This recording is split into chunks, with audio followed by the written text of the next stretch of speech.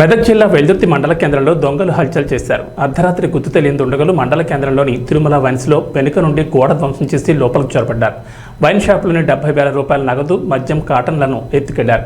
పక్కనే ఉన్న పారాబాయ్ rice mill పక్కన ఉన్న ట్రాన్స్ఫార్మర్ ధ్వంసం చేసి అందులోని కాపర్ వైర్ చోరీకి పాల్పడ్డారు. అనంతరం స్థానిక మొబైల్ షాప్లో తాళాలు ధ్వంసం చేసి చోరీకి ప్రయత్నం చేశారు.